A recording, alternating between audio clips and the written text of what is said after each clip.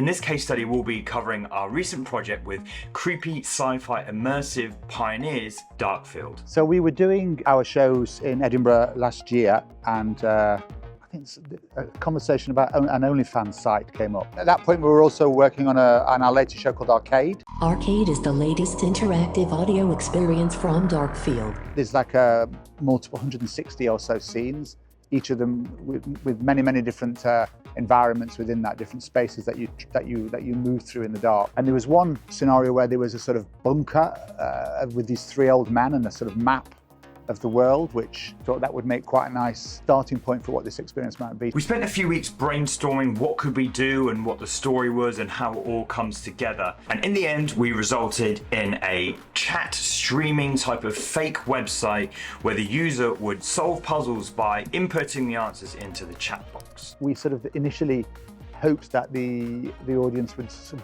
of magically discover, and then it would start to virally spread. That was the initial dream. Each new video is triggered by the audience member putting in a correct answer to a question which leads you on to the next part of the show. And then there's another example where there's a few board games and you type one of the board games in and that leads to one thread, or there's three different threads, only one of them gets you towards the end. For me, it was never about necessarily being able to get to the end. I quite like the idea that only a few people would be able to do it, but that didn't go down very well with the funders. But just this general idea that it was a sort of, you engaged with it and then you either stayed with it or you gave up. Fine. I think it felt like it needed to be a little bit of a struggle. Architecture is a very simple website, a few pages that we need to design, but we took huge inspiration from Windows 95 and sort of old school computers to really make this look and feel like a decrepit old website that's just been hanging around. Almost like a sort of lost web page or something like that. So it wasn't it had very low production values. We thought about sort of CCTV-esque type footage, so it would be quite degraded. And without giving too much away, we introduced the idea of your phone to add to that immersive element. And it was through a service called Twilio that we were able to do this. This idea that you would put your phone number in this chat and then your phone would ring, you'd pick the phone up and it would be one of these old men talking to you. I mean, that's just, what a brilliant beginning. And this is something that Sam, who's talking to me now, managed to make that real, which felt like that was a really difficult. I mean, we asked you to do that, and then you made it happen, which is brilliant.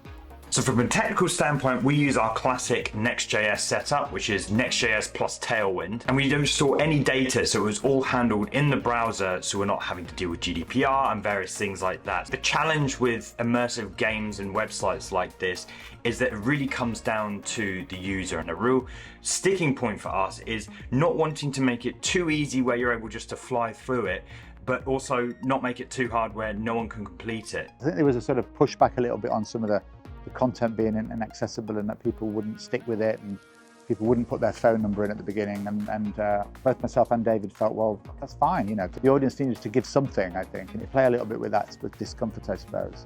So the other thing that was quite problematic, I think, was this idea of the live text, which was the idea that other audience members were typing in questions, but it felt it was quite difficult because we talked about using AI, and we did use AI a little bit.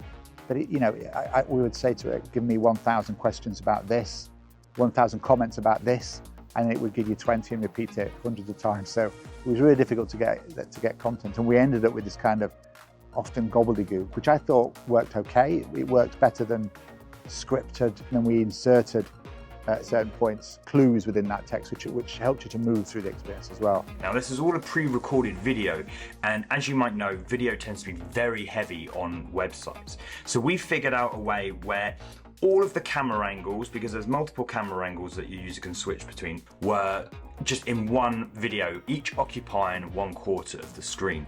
We then use that as a digital projector onto a canvas element, where then we just basically project certain quadrants of that video file into the canvas, which basically means we just download one single video and we scale up to the size that we need. Personally, I'm really happy with the outcome. Really pleased to have worked with Darkfield. They're a great bunch of people. We originally we were working with somebody else who we knew through one of our producers, and it just we just sort of had a few meetings and nothing really progressed.